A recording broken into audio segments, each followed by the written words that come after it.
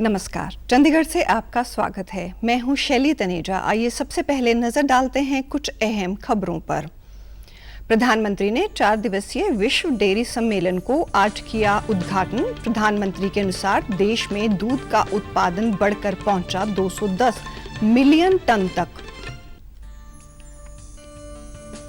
केंद्रीय रक्षा मंत्री ने देश की अर्थव्यवस्था को नई ऊंचाइयों तक ले जाने के लिए आवश्यक साजो सामान की मजबूत, सुरक्षित और तीव्र आपूर्ति पर दिया बल। और पंजाब सरकार की ओर से राज्य में प्रगतिशील, नवीनतम और औद्योगिक वातावरण को प्रोत्साहित करने के उद्देश्य से औद्योगिक और व्यापार विकास नीति 2022 के प्रस्ताव को दी गई मंजूरी। और अब समाचार विस्तार से। प्रधानमंत्री नरेंद्र मोदी ने आज ग्रेटर नोएडा में इंडिया एक्सपो सेंटर में विश्व डेयरी सम्मेलन का उद्घाटन किया। इस सम्मेलन का विषय पोषण और आजीविका के लिए डेयरी है तथा ये सम्मेलन 15 सितंबर तक चलेगा।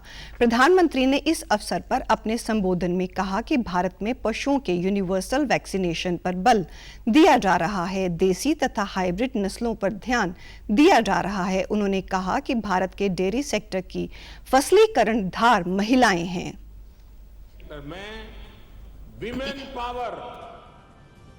वीमेन पावर 70% वर्कफोर्स का प्रतिनिधित्व करती है। भारत के डेयरी सेक्टर की असली कर्णधार विमेन्स हैं, महिलाएं हैं।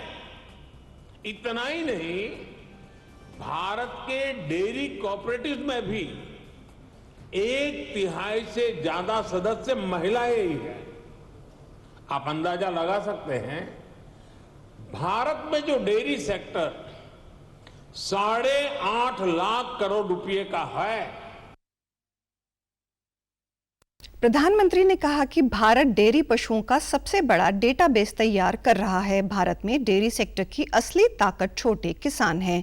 उन्होंने कहा कि भारत विश्व का सबसे बड़ा दूध उत्पादन करने वाला देश है। भारत में दूध का उत्पादन बढ़कर 210 मिलियन टन तक पहुंचा है। प्रधानमंत्री ने 2025 तक सारे डेयरी जानवरों को पैर मुंह की बीमारी का टीकाकरण मुहैया करवाने की बात भी कही। प्लास्टिक पशुओं के लिए खतरा बन गया है। वे सरकार सिंगल यूज प्लास्टिक को हटाने के लिए वचनबद्ध है। प्रधानमंत्री ने कहा कि डेयरी क्षेत्र की क्षमता न केवल ग्रामीण अर्थव्यवस्था को बढ़ावा देती है, बल्कि ये दुनिया भर के करोड़ों लोगों के लिए रोजी रोटी का बड़ा स्रोत है। आज से 15 सितंबर तक चलने वाले इस 4 दिवसीय सम्मेलन में 50 देशों के लगभग 1500 प्रतिनिधि भाग ले रहे हैं। रक्षा मंत्री राजनाथ सिंह ने देश की अर्थव्यवस्था को नई ऊंचाइयों तक ले जाने के लिए आवश्यक साजो सामान की मजबूत, सुरक्षित और तीव्र आपूर्ति पर बल दिया है। रक्षा मंत्री ने कहा कि देश में तीनों सेनाओं में समन्वय के प्रयास जारी हैं। नई दिल्ली में आज भारतीय सेना के लॉजिस्टिक सेमिनार को संबोधित करते हुए रक्षा मंत्री ने साझा प्रचलन तंत्र की आवश्यकता बताई, ताकि एक सेना के संसाधन निर्बाध रूप से अन्य सेनाओं को उपलब्ध कराए जा सकें। उन्होंने कहा कि सेनाओं में समन्वय से प्रचालन तंत्र को सर्वाधिक लाभ होगा। लॉजिस्टिक्स का दायरा और युद्ध में उनका रोल बढ़ता चला गया। वार की प्रिपेयर्डनेस के अनुरूप राइट टाइम और राइट प्लेस पर राइट क्वालिटी और क्वांटिटी के साथ राइट आइटम्स सेनाओं के पास उपलब्ध हों, इसे इंश्योर करने में मिलिट्री लॉजिस्टिक सिस्टम की भूमिका भी स्वाभाविक रूप से बढ़ती गई। जैसा कि हम जानते हैं कि वार्स का सामना भले ही दशकों के अंतराल पर करना पड़े, पर मिलिट्री लॉजिस्टिक्स की तैयारी हमें हमेशा रखनी ही पड़ती है। राजनाथ सिंह ने कहा कि भारत 50 खरब डॉलर की अर्थव्यवस्था बनने की ओर अग्रसर है। भविष्य में युद्ध और प्रशासनिक क्षेत्र सहित विभिन्न क्षेत्रों में साजो सामान की सुचारू आपूर्ति बनाए रखना महत्वपूर्ण होगा। उन्होंने कहा कि सरकार ने प्रचालन तंत्रों में एकीकरण और देश की आत्मनिर्भरता के लिए अनेक महत्वपूर्ण नीतियां बनाई हैं। इनमें राष्ट्रीय प्रचालन तंत्र नीति और PM गतिशील प्लेटफॉर्म के माध्यम से बुनियादी ढांचा विकास पर विशेष रूप से ध्यान देना शामिल है। राजनाथ सिंह ने सरकार के विभिन्न उपायों का उल्लेख किया, जिनमें विश्व स्तरीय सड़क, राजमार्ग और एक्सप्रेसवे के निर्माण में मदद मिली है। पंजाब को प्रगतिशील, नवीनतम और टिकाऊ औद्योगिक व कारोबारी वातावरण प्रणाली द्वारा व्यापार के लिए सबसे पसंदीदा स्थान के तौर पर उभारने के लिए मुख्यमंत्री भगवंत मान ने औद्योगिक तथा व्यापार विकास नीति 2022 के प्रस्ताव को मंजूरी दे दी है। उन्होंने उद्योग विभाग की वेबसाइट पर यह नीति अपलोड करके औद्योगिक भाईचारे के सुझाव मांगने के आदेश भी दिए। औद्योगिक विकास को बढ़ावा देने के साथ साथ नौजवानों को रोजगार मुहैया करवाने में मददगार नीति के प्रस्ताव को हर पहलू से विचार कर तैयार किया गया है। इस नीति का उद्देश्य औद्योगिक विकास एवं रोजगार के अवसर सृजन करने में तेजी लाकर पंजाब को निवेश के लिए पसंदीदा स्थान के तौर पर उभारना है। ये नीति स्टार्टअप के विकास की गति में तेजी लाएगी तथा नवीनतम मुकाबलेबाजी में सुधार और सामर्थ्य को बढ़ाकर उद्यमिता को बढ़ावा देगी। सूक्ष्म, छोटे और दरमियानी उद्योगों के विकास की रफ्तार में तेजी आएगी और उद्योगों के लिए गुणवत्ता व किफायती बिजली समेत विश्व स्तरीय बुनियादी ढांचा विकसित करेगी। हरियाणा के मुख्यमंत्री मनोहर लाल ने कहा कि परिवार पहचान पत्र अंत्योदय को सफल बनाने के अहम दस्तावेज बन गया है। मुख्यमंत्री ने पंडित दीनदयाल उपाध्याय के अंत्योदय के दर्शन में काम करने की योजना के प्रभाव पर संकलित सफलता की कहानियां नामक पुस्तक का विमोचन करते हुए कहा कि ये पुस्तक गरीबी पर काबू पाने में अंत्योदय परिवारों के संघर्षों और चुनौतियों से पाठकों को अवगत कराएगी। उन्होंने कहा कि गरीब से गरीब व्यक्ति के चेहरे पर मुस्कान लाना ही उनकी राजनीति का लक्ष्य है। उन्होंने कहा कि मुख्यमंत्री अंत्योदय परिवार उत्थान योजना में अब जमीनी स्तर पर परिणाम आने लगे हैं। राज्य में पंक्ति में खड़े अंतिम व्यक्ति के जीवन स्तर को ऊपर उठाने के उद्देश्य से मुख्यमंत्री अंत्योदय परिवार उत्थान योजना शुरू की गई है तथा इस योजना के तहत जरूरतमंद व्यक्तियों को लाभ पहुंचाने के लिए परिवार पहचान पत्र पोर्टल के माध्यम से ऐसे परिवारों की पहचान की गई जिनकी वार्षिक पारिवारिक आय 1 लाख रुपए से कम है। उनकी आय को 1,80,000 रुपए तक बढ़ाने और उन्हें ऋण प्रदान करने, कौशल विकास व रोजगार सृजन योजनाओं से जोड़कर उन्हें स्वरोजगार परक बनाना है।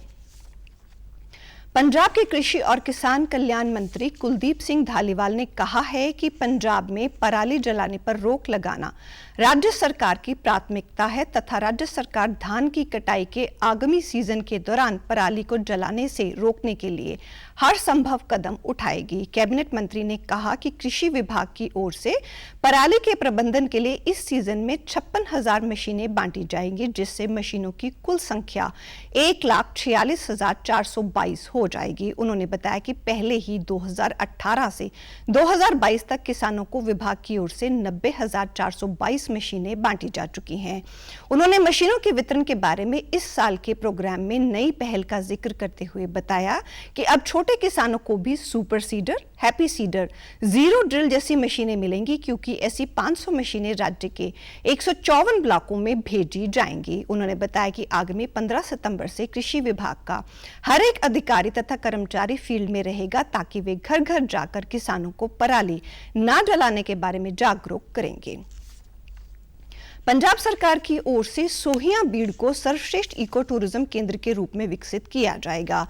राज्य के सूचना एवं जनसंपर्क मंत्री अमन अरोड़ा ने वाइल्ड लाइफ संस्थान देहरादून के विशेषज्ञों तथा राज्य के वरिष्ठ अधिकारियों के साथ सोहियां बीड़ का दौरा किया। उन्होंने कहा कि ये बीड़ 700 एकड़ से अधिक क्षेत्र में फैली हुई है, जो कि छतबीड़ से भी अधिक क्षेत्र है। कैबिनेट मंत्री ने कहा कि प्राकृतिक सौंदर्य से भरपूर इस उपेक्षित बीड़ को राष्ट्रीय तथा अंतर्राष्ट्रीय स्तर पर लोगों के आकर्षण का केंद्र बनाने के लिए वे शीघ्र ही मुख्यमंत्री से इस मामले में चर्चा करेंगे तथा मुख्यमंत्री केंद्र सरकार के साथ संपर्क करके इस बीड़ में सुधार के लिए मंजूरी लेंगे।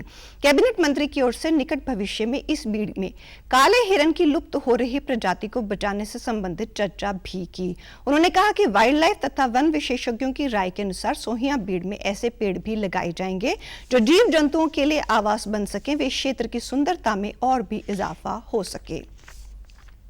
वर्ल्ड नंबर 1 निशानेबाज अंजुम मोदगिल के अनुसार पिछले दिनों हुई ISSF वर्ल्ड कप में बेहतर प्रदर्शन के बाद उनका मनोबल बढ़ा है तथा उनका अगला लक्ष्य पेरिस ओलंपिक्स में भाग लेते हुए देश के लिए पदक जीतना है। चंडीगढ़ में रहने वाली तथा पंजाब की ओर से खेलने वाली निशानेबाज अंजुम मोदगिल ने कल एक पत्रकार वार्ता के दौरान ये बताया कि इजिप्ट में अगले माह शुरू होने जा रही चैंपियनशिप में वे भारतीय चुनौती पेश करेंगी तथा अक्टूबर में वे भारतीय निशानेबाजी दल के साथ वर्ल्ड चैंपियनशिप के लिए रवाना होंगी। उन्होंने बातचीत के दौरान कहा कि वे भारत के लिए खेल रही हैं, ये उनके लिए गौरव की बात है। अंजुम मोदगिल ने कहा कि निशानेबाजी खेल से अधिक इवेंट देश में करवाने चाहिए ताकि लोग इस खेल के बारे में अधिक जान सके। उन्होंने कहा कि वर्ल्ड नंबर 1 बनने के साथ साथ उनकी जिम्मेदारी नए खिलाड़ियों तथा जूनियर खिलाड़ियों की मदद करना भी है, जिसके लिए वे हमेशा तत्पर हैं। कोरोना वायरस का खतरा भी टला नहीं है, इसलिए सभी से निवेदन है कि बाहर जाने के समय मास्क जरूर पहनें, सामाजिक दूरी बनाए रखें, बार बार अपने हाथ साबुन से धोएं और सैनिटाइजर का इस्तेमाल करें। और आप हमारे समाचार YouTube channel DD news Chandigarh, Facebook DD news Chandigarh, Twitter handle DD news CHT पर भी देख सकते हैं। इसी के साथ चंडीगढ़ से समाचारों का सिलसिला समाप्त होता है। अब मैं स्टूडियो से बाहर जा रही हूं तो मैं अपना मास्क पहन रही हूं। आप भी घर से बाहर जाएं तो मास्क जरूर पहनें। नमस्कार।